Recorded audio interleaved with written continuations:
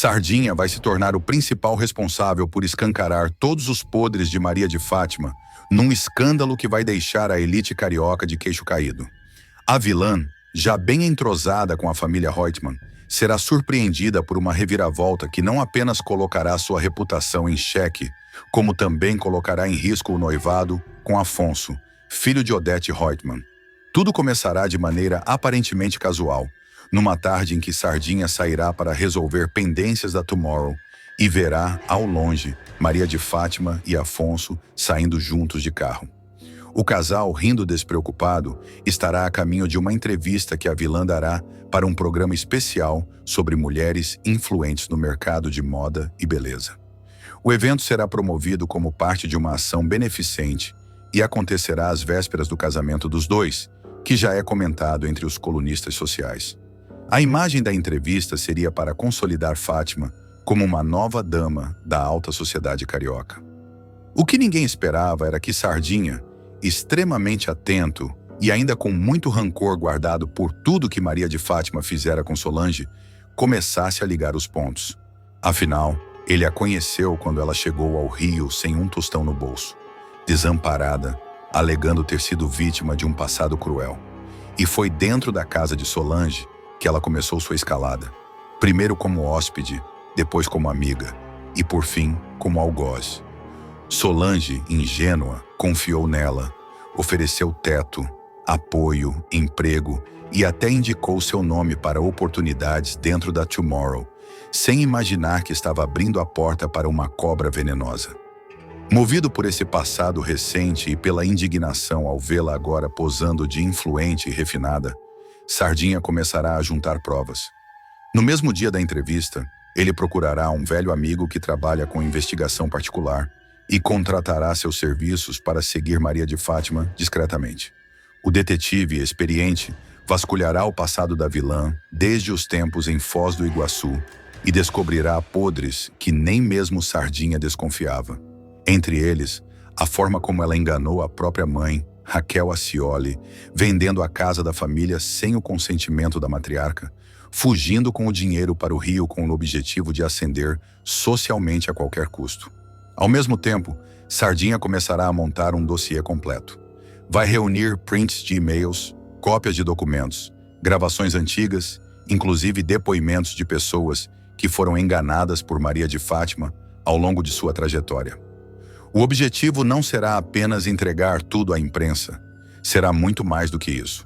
Sardinha vai reunir o material e, com a ajuda de um amigo cineasta, produzirá um documentário bombástico com o título provisório de A Verdade sobre Maria de Fátima, Ambição, Mentiras e Traição. O vídeo será cuidadosamente editado e incluirá até narração em off e trilha sonora dramática. O lançamento será planejado justamente para coincidir com um evento beneficente no qual a vilã dará sua entrevista. Uma jogada fria, estratégica e calculada.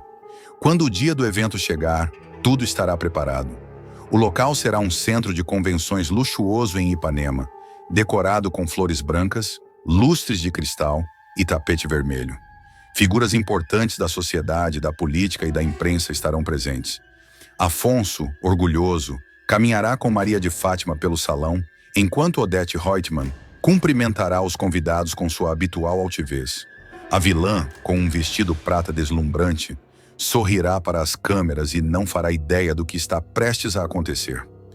No momento da entrevista ao vivo, diante de um auditório lotado, a repórter perguntará casualmente: Maria de Fátima, você poderia contar um pouco sobre sua origem e como chegou até aqui? A vilã hesitará por um instante, visivelmente desconfortável. Ela tentará desconversar, dizendo que prefere olhar para o futuro, que o passado ficou para trás e que prefere ser lembrada pelo que conquistou. Mas será nesse momento que as luzes do palco piscarão. A projeção no telão será interrompida pela equipe contratada por Sardinha e, em segundos, começará a rodar o documentário revelador. A música dramática preencherá o salão. Imagens da casa de Foz do Iguaçu, depoimentos de vizinhos, áudios de chantagens, capturas de tela de e-mails comprometedores e vídeos antigos de Raquel chorando, clamando por justiça, deixarão o público em estado de choque. O auditório, antes glamuroso e elegante, mergulhará num silêncio sepulcral. Solange, que também estará presente, se levantará da cadeira, trêmula, com os olhos marejados. Ela tentará interromper a exibição, mas será contida por Sardinha, que surgirá no palco e pegará o microfone. Com a voz firme, ele dirá: essa é a verdade que ninguém quis enxergar.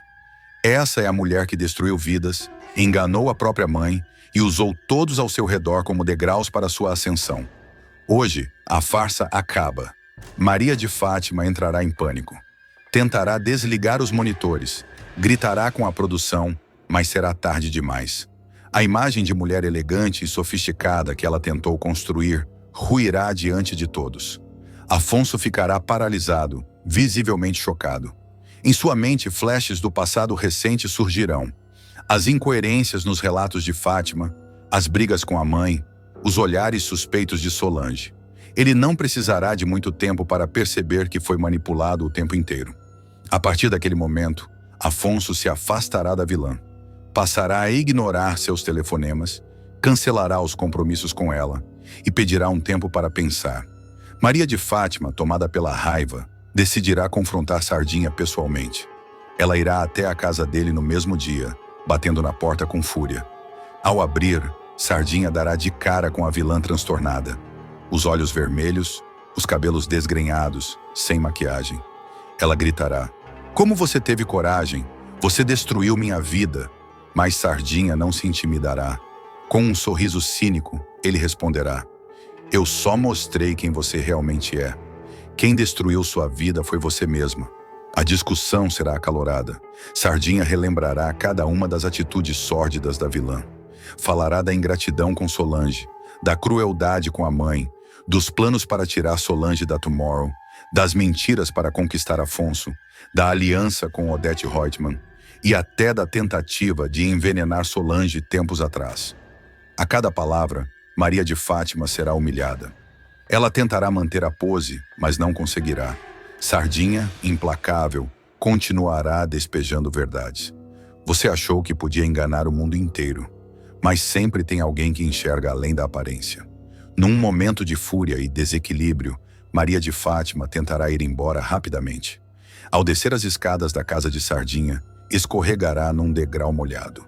O tombo será violento.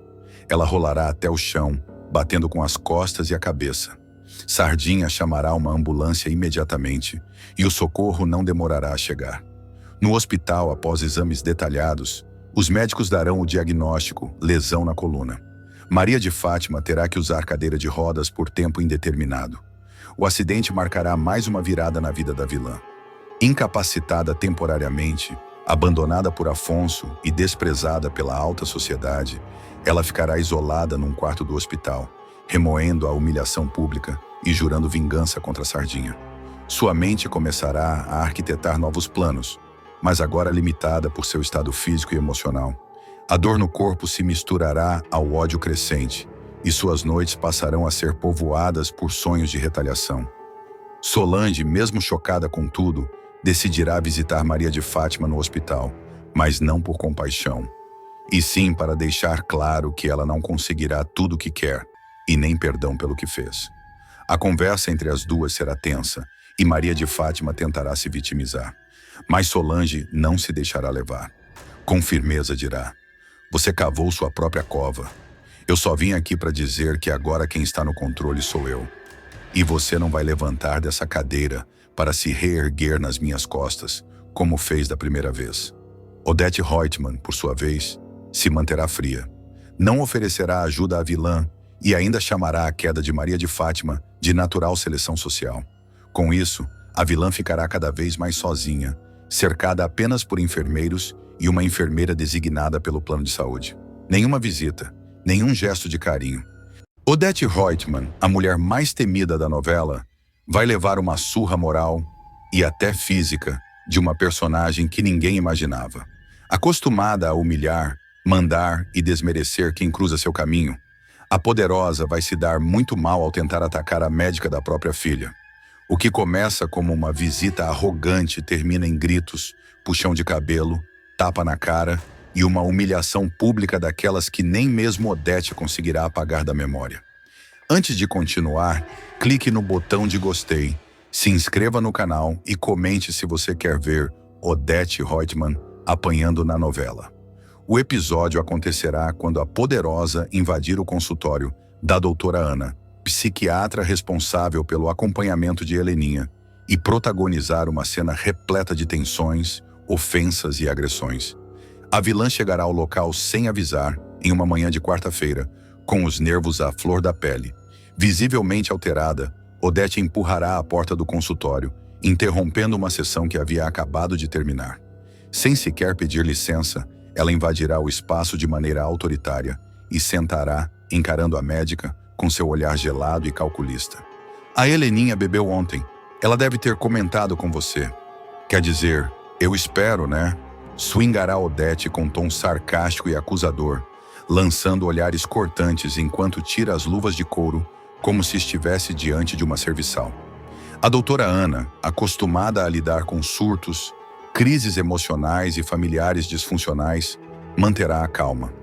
Ela a observará por alguns segundos, sem pressa em responder. Mas sua resposta virá com firmeza. A recuperação tem um método, dona Odete.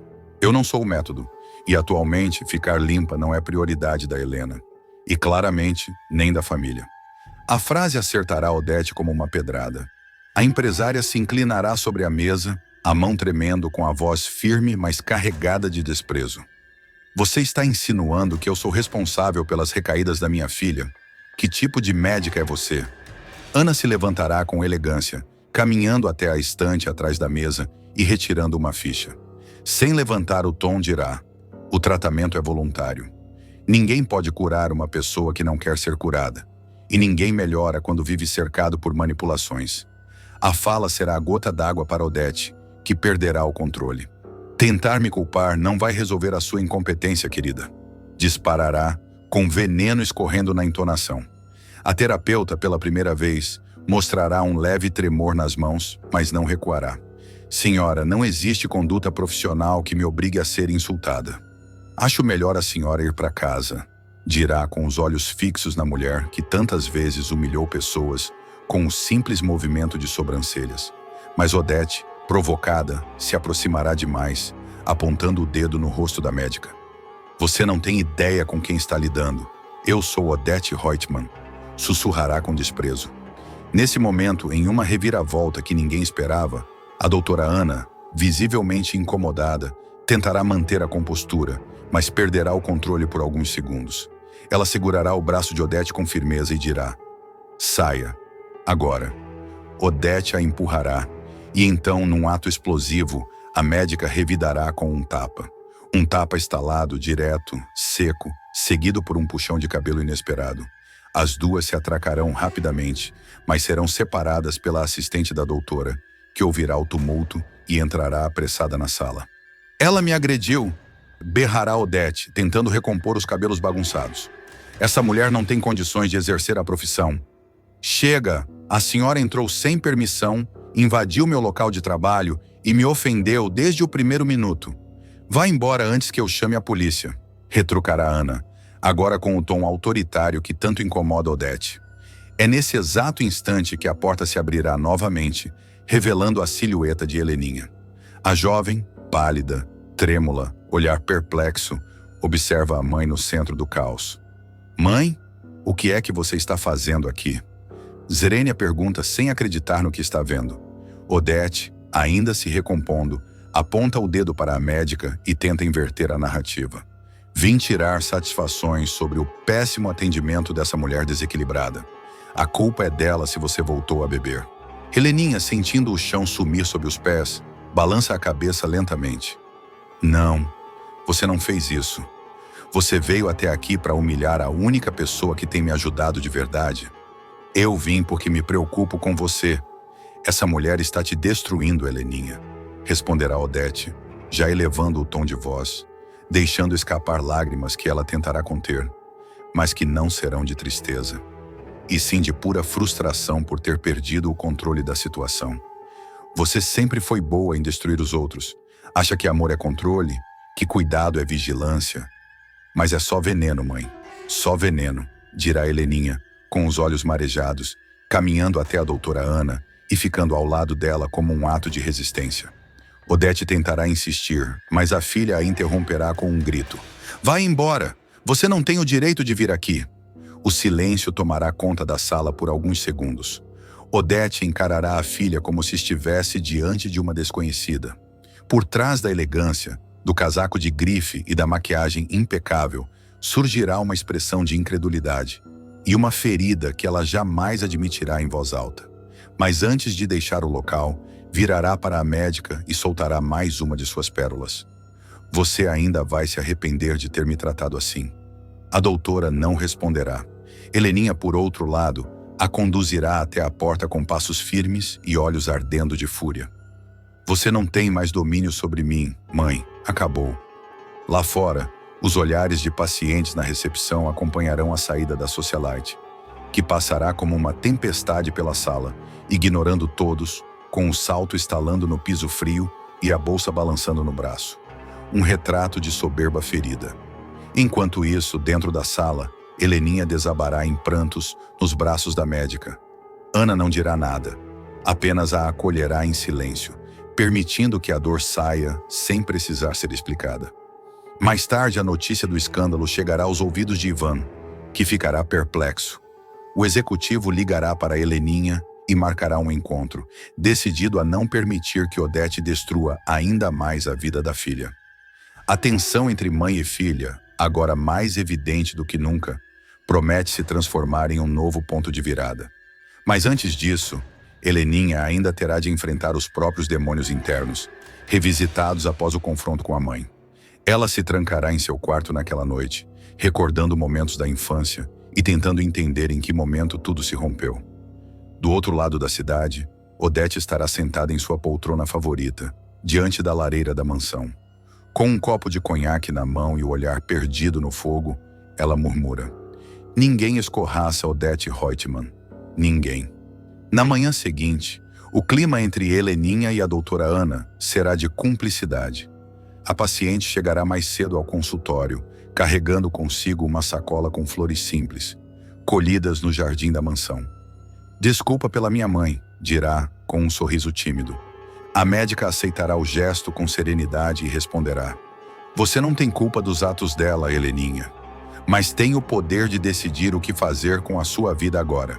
Enquanto isso, Odete Reutemann reunirá seus advogados em sua sala pessoal.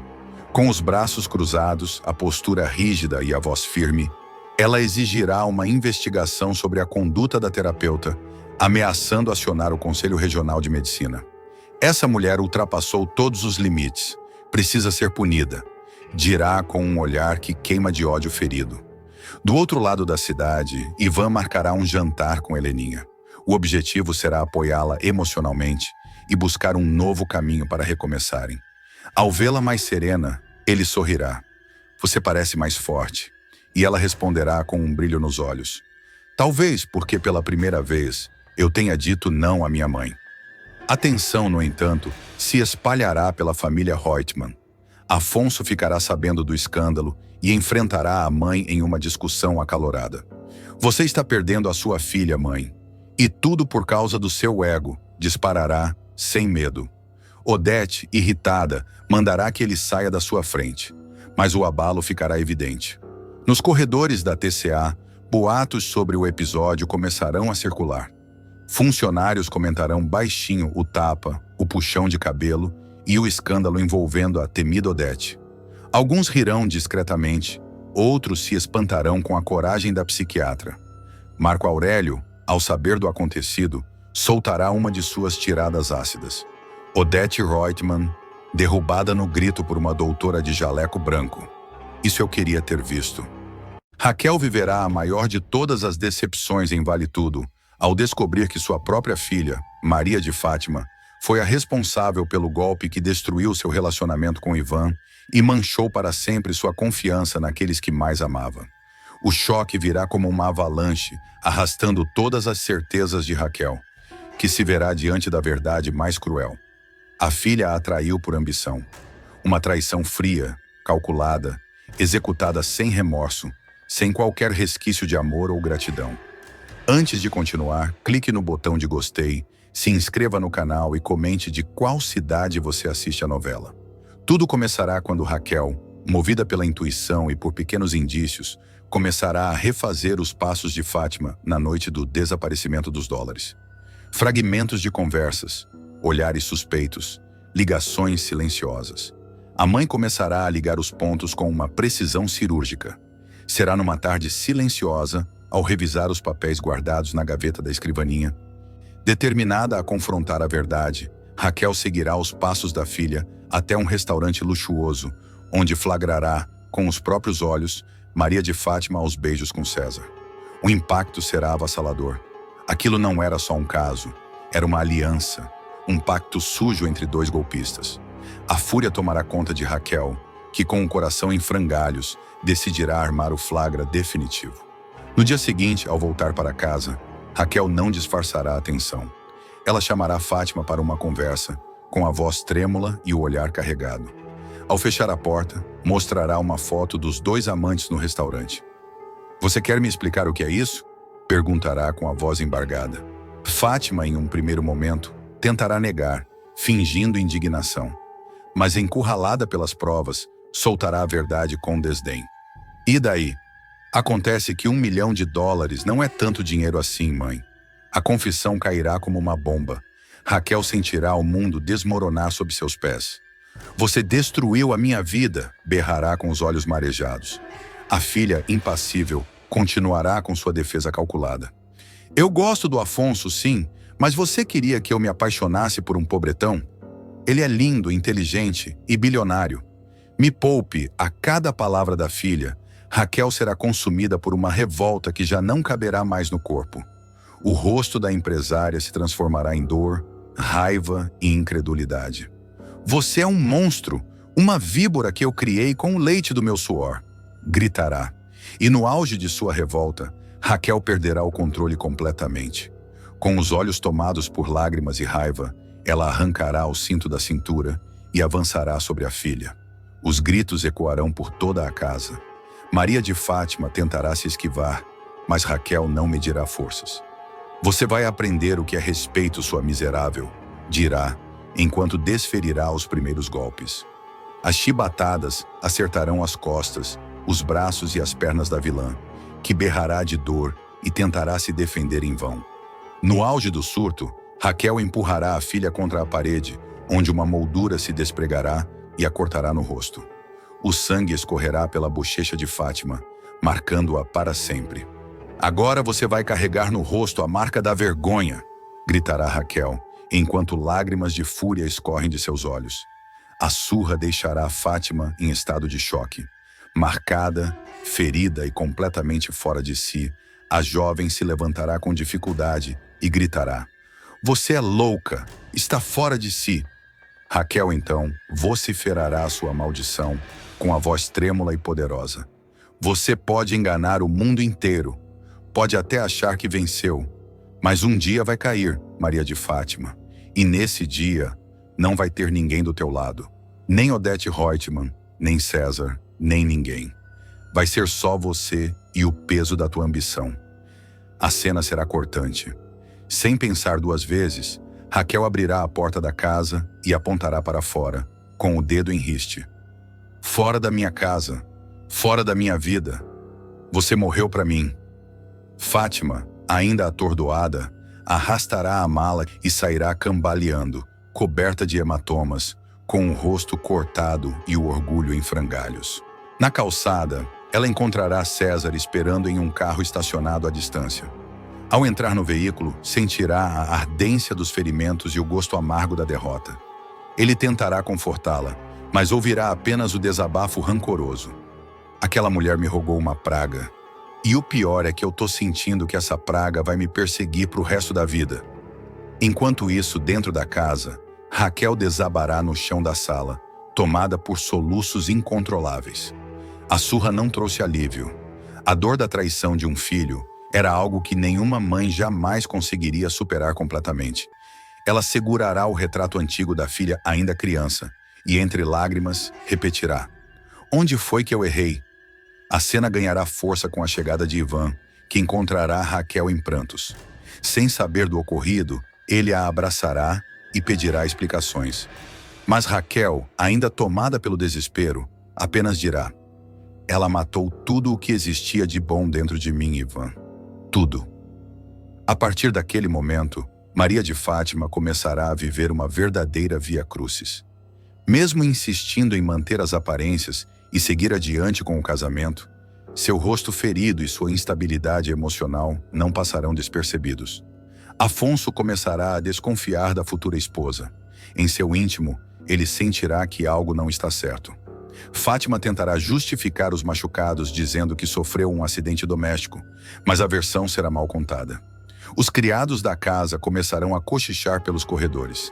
Celina observará cada gesto da futura nora com atenção redobrada. E a cada passo em falso, a verdade começará a vir à tona. Enquanto isso, César se mostrará cada vez mais distante. Com medo da exposição, ele começará a cogitar abandonar Fátima. Esse plano já foi longe demais, dirá, olhando para o rosto ferido da amante. Você vai acabar nos afundando juntos. Mas Maria de Fátima não aceitará o abandono. Ela ameaçará o cúmplice, jurando vingança caso ele a deixe na mão. Se você me largar agora, César, eu te afundo junto. Não pensa que eu vou cair sozinha, dirá, com o olhar de quem não tem mais nada a perder. Dias depois, as marcas da surra ainda estarão visíveis no corpo de Maria de Fátima, mas as piores feridas estarão na alma. O corte no rosto, profundo e mal cicatrizado, se tornará um símbolo da humilhação que ela sofreu. Para esconder a cicatriz, Fátima passará a usar maquiagem pesada e véus finos, tentando manter a pose de noiva perfeita. Mas a insegurança será visível até mesmo em seu tom de voz. Sentirá os ecos da maldição de Raquel sussurrando em sua mente.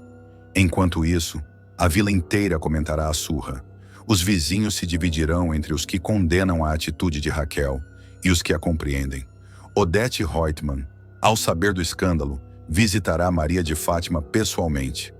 Você se expôs demais. Uma mulher marcada dessa forma não inspira poder, inspira pena, dirá, fria e objetiva. Fátima, acuada, rebaterá. Se eu cheguei até aqui foi porque nunca precisei de pena, e não vai ser um corte no rosto que vai me derrubar. Raquel, por sua vez, mergulhará num silêncio profundo. Apesar de firme diante da decisão de expulsar a filha, o peso do que aconteceu não sairá de seus pensamentos. As noites serão insones, e as lembranças da infância de Fátima surgirão em lampejos dolorosos. Ivan tentará confortá-la, mas Raquel, sempre forte, dirá apenas: não quero consolo, quero justiça. Ela não vai sair impune. Você acha que Maria de Fátima tem que levar uma surra de Raquel? Sim ou não? Deixe a sua opinião nos comentários. Heleninha abrirá seu coração como jamais fez antes. Em uma das sequências mais emocionantes, ela viverá um dos momentos mais intensos de sua trajetória, ao revelar a Ivan um segredo que a corrói por dentro há anos: a suposta morte de seu irmão gêmeo, Leonardo. O assunto, até então envolto em silêncio e dor, virá à tona de maneira inesperada, carregado de emoção e de memórias mal resolvidas. A revelação representará um divisor de águas em sua vida, não apenas no plano pessoal, mas também no relacionamento com Ivan, que crescerá em profundidade, empatia e confiança. Tudo começará numa noite silenciosa, após um jantar íntimo na casa de Ivan. Ele perceberá que há algo de diferente no olhar de Heleninha, como se ela estivesse prestes a explodir de dentro para fora. Ivan, sensível e presente, oferecerá seu ombro e seu tempo, sem fazer perguntas. Bastará um olhar para que ela entenda que aquele era o momento certo para colocar para fora tudo o que vinha sufocando desde a juventude. Com a voz embargada, Heleninha começará a relatar a dor que nunca cicatrizou. Contará que teve um irmão gêmeo, Leonardo, com quem compartilhava tudo: os brinquedos, os sonhos, os medos e as pequenas rebeldias da infância. Dirá que ele era sua outra metade, seu reflexo no espelho, e que por isso a perda dele foi como perder a si mesma. Foi como se eu tivesse matado uma parte de mim, e de alguma forma eu nunca deixei isso para trás. Dirá, com os olhos marejados e as mãos trêmulas. Ivan escutará com atenção e afeto. Em vez de interrompê-la com perguntas, Ele apenas acolherá, oferecendo o silêncio necessário para que ela continue. Ela então revelará que Leonardo teria morrido num acidente misterioso, envolto em segredos familiares. Contará que, durante muito tempo, ouviu apenas sussurros sobre o que realmente teria acontecido, já que Odete Reutemann, sua mãe, sempre evitava tocar no assunto. A empresária tratava a morte do filho com frieza e negação, como se o luto fosse uma fraqueza a ser escondida do mundo. Segundo Heleninha, Leonardo havia sofrido um acidente gravíssimo ainda jovem, e depois disso, sumira de vez da vida da família. A explicação oficial era de que ele não resistira aos ferimentos, mas havia algo naquele silêncio, na ausência de enterro, de luto compartilhado, que sempre despertou desconfiança nela. Eu sempre tive a sensação de que minha mãe estava escondendo alguma coisa, que havia mais naquela história do que ela deixou transparecer, confessará. Ivan, comovido, vai perguntar por que ela nunca contou nada disso antes. E Heleninha responderá que tinha vergonha, medo de parecer fraca, de parecer louca. Revelará que passou anos acreditando que estava inventando lembranças, distorcendo os fatos para lidar com a dor. Mas no fundo, ela sempre soube que algo estava errado e carregava a culpa de não ter insistido mais, de não ter procurado a verdade com mais afinco. Enquanto Heleninha desabafa, flashes da trama paralela revelarão que, de fato, Leonardo está vivo. Em cenas silenciosas, ele surgirá em um sítio afastado, sentado em uma cadeira de rodas, sendo cuidado por Nice, a antiga governanta da família Reutemann. O rapaz aparecerá calado, olhando para o horizonte, visivelmente debilitado pelas sequelas do acidente. O olhar perdido e o ambiente sombrio confirmarão que há uma verdade oculta por trás da versão de Odete. Inclusive, o acidente de Leonardo já havia sido citado em conversas entre personagens, mas sempre de maneira evasiva. A visita de Odete a esse sítio, em cenas anteriores, terá uma nova leitura. Lá, ela teve uma conversa ríspida com Nice, cobrando silêncio absoluto sobre a presença de Leonardo. Você sabe muito bem o que está em jogo, um deslize seu e tudo vai por água abaixo, terá dito Odete em tom ameaçador. Na ocasião, o público não viu o rosto de Leonardo, apenas uma silhueta na penumbra, criando suspense. De volta ao desabafo de Heleninha, ela confessará a Ivan que tem pesadelos recorrentes com o irmão. Em seus sonhos, Leonardo está preso, pedindo socorro. Eu escuto ele me chamando, às vezes no meio da noite. É como se ele ainda estivesse vivo, me esperando, dirá. Ivan se emocionará, segurará firme a mão dela e a abraçará com delicadeza. Você não está louca, o que você sente é real, e eu tô aqui para te ajudar a enfrentar isso, afirmará. O gesto de acolhimento será o estopim para que o clima entre os dois se intensifique. O momento de fragilidade abrirá espaço para uma entrega. Eles se olharão nos olhos por alguns segundos e, sem trocar mais palavras, se beijarão com intensidade. A noite será de amor e conforto mútuo, marcada por uma conexão emocional ainda mais forte. Para Heleninha, aquela entrega será mais do que física. Será uma prova de confiança, de que finalmente encontrou alguém que a enxerga como é, com todas as suas dores. Você é o primeiro que me escuta de verdade, Ivan. O primeiro que me olha sem me julgar. Dirá já na cama com a cabeça apoiada no peito do amado. Ivan acariciará os cabelos dela e prometerá que estará ao seu lado, aconteça o que acontecer. Enquanto isso, novas peças do quebra-cabeça começarão a surgir. Nice, pressionada por alguém do passado, se verá dividida entre a lealdade a Odete e a consciência de que Leonardo merece ser reencontrado pela irmã. Em uma cena carregada de tensão, ela encontrará uma foto antiga dos gêmeos e chorará sozinha, murmurando. Ela tem o direito de saber, mas o que vai acontecer com ele se ela descobrir tudo? Heleninha, por sua vez, começará a sentir uma estranha compulsão por saber mais. O desabafo com Ivan terá despertado nela a urgência de investigar o passado.